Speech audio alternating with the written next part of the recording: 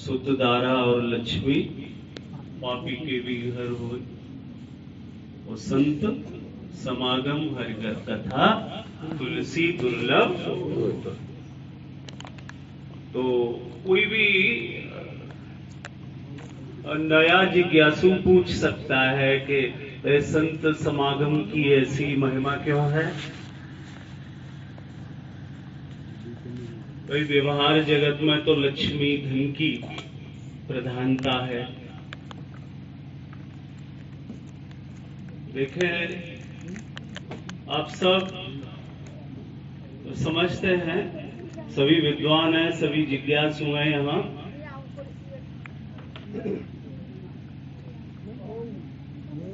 श्रीमद् भगवत गीता में 13वें अध्याय में भगवान कृष्ण कहते हैं कि इस देह में स्थित यह जीवात्मा, अर्थात जो हम आप सब उपदृष्टा अनुमंता, ये इस देह में स्थित यह जीवात्मा समीप में स्थित होने से उपदृष्टा है और यथार्थ सम्मति देने वाला होने से अनुमंता है। इसको भी लेके विवाद है। बहुत सारे विद्वानों ने अपनी अपनी टीकाओं में इसके भी अर्थ को लेकर के उनके अर्थों में भिन्नता है,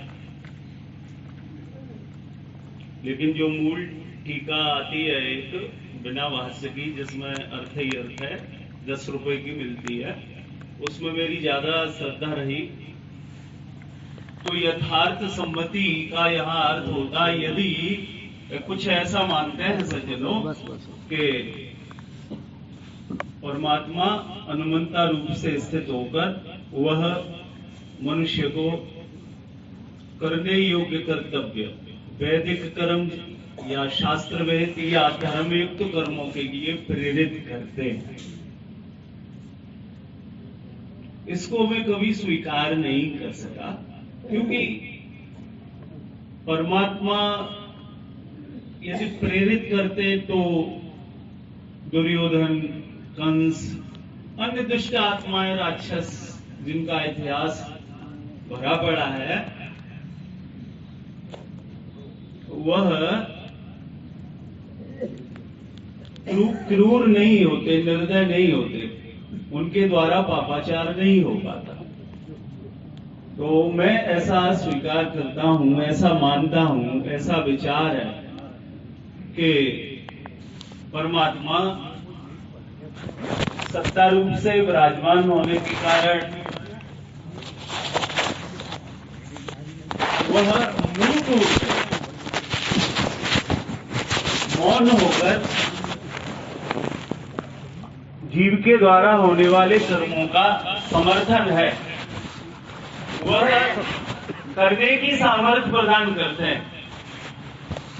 करने की बात हमारे आपके द्वारा जो भी क्रियाएं होती हैं, जो हो रहा है, उसमें परमात्मा हेतु है, क्योंकि जो करने की शक्ति है वह परमात्मा से है। पंडित जी को कहीं से उपलब्ध कराओ भाई। यद्यपि इसमें बहुत सारे मत है, मैं बात यह कहना चाहता हूं सज्जनों कि इस देह में स्थित यह जीवात्मा परमात्मा ही है। ऐसा आप जब पढ़ते हैं तो आप सब चौंक ही जाते होंगे, आपको आश्चर्य होना ही चाहिए कि मैं जीव परमात्मा हूं। यह पढ़कर आश्चर्य होना चाहिए और अपने मन में जिज्ञासा उठनी चाहिए, बहुत तीव्र जिज्ञासा उठनी चाहिए, व्याकुल हो जाना चाहिए जानने के लिए कि मैं कैसे परमात्मा हूं। अच्छा, जिन जिन जिज्ञासुओं को, जिन जिन विद्यार्थियों को कहिए, जिन जिन महान पुरुषों को ये जिज्ञासा हुई और इसे जानने के लिए वो व्याकुल हुए और वो फिर विद्वानों की शरणों में गए और वहां जाकर उन्होंने हाथ जोड़कर प्रणाम करके और उन विद्वानों को प्रसन्न करके अपनी सेवा से, और उन्होंने उनसे जाना इसलिए ये बहुत महत्वपूर्ण है, ये सम्मेलन, ये सत्संग सभा। बिना संतों का सानिध्य प्राप्त किए, संतों के समीप जाए बिना आप अपने उस विराट जो आप हम रोज पढ़ते हैं, चेतन अमल सहज सुख राशि, इस जीव का स्वरूप कैसा है? चित स्वरूप है, ये ज्ञान स्वरूप है, नित्य है और मल रहित है, पाप रहित है, पवित्र है।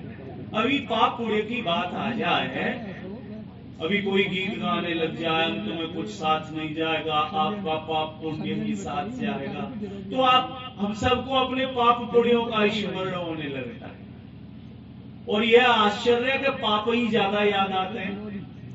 तो और जबकि हम अमल हैं, मल रहित हैं, पवित्र हैं, तो ये अपवित्रता कर्म बंधन कहां से आ गया?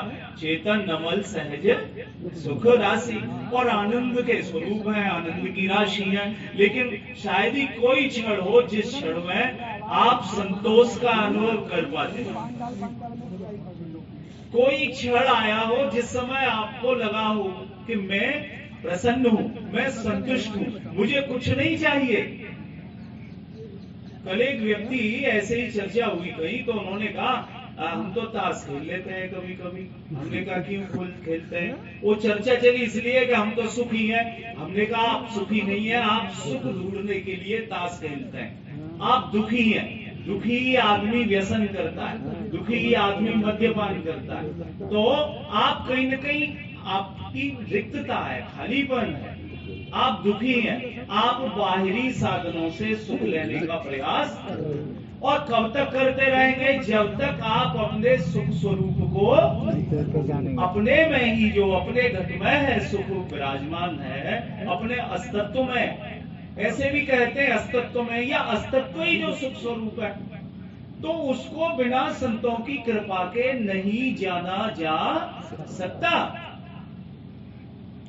ये कितनी बार सत्संगों में आप हम सब सुनते हैं कि भगवान ने भी कहा स्वल्पस्य धर्मस्य त्रायते महतो भयात्। हे अर्जुन, तू यदि मेरा थोड़ा सा भी जो मैं उपदेश कर रहा हूं इसका अल्प सा भी आचरण कर लेगा, थोड़ा सा भी कोई आचरण कर लेगा, तो मृत्यु के महान भय से मुक्त हो जाएगा। मोक्ष से अशुभात्, जानकर यह ज्ञात्वा मोक्ष से अशुभात्, जानकर अशुभ से मुक्त हो जाएगा, पापों से मुक्त हो जाएगा।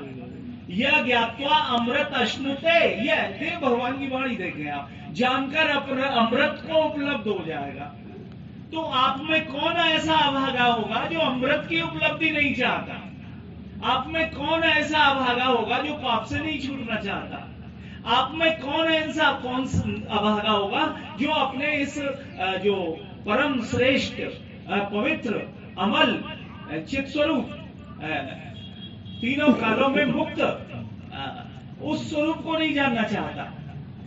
अगर सब हैं आप तो ठीक है, अच्छा है, शुभ है, भगवत कृपा है। यदि इसके प्रति प्रमाद है, आलस्य है, हाँ सुन लेंगे, हाँ चले जाएंगे, हाँ खोज लेंगे, जान लेंगे, ऐसे ही ऐसे करके पूरा उम्र बीता जा रहा है। लेकिन कभी संत सम्मेलन हुआ बरस में, समय मिला तो आ गए, अन्यथा नहीं, और ऐसे ही समय चलता जा रहा है। तो सज्जनों, आप ये समय बहुत कम है और काम जरूरी है और मौका यही मानव योनि है, और कोई निश्चित नहीं कि इस योनि के बाद, इसे छूटने के बाद आप भरत की तरह, वह तो 2 जन्म हिरण की योनि में रहकर फिर से मनुष्य बने, ब्राह्मण के घर में जन्म लिया और उनको बोध हो गया वहां पर। लेकिन हमें तो इतना वैराग्य भी नहीं है, इतना त्याग भी नहीं है, बहुत कुछ थोड़ा सा है, उसके प्रति भी विकट मोह है, तो फिर हमारा कैसे कल्याण होगा?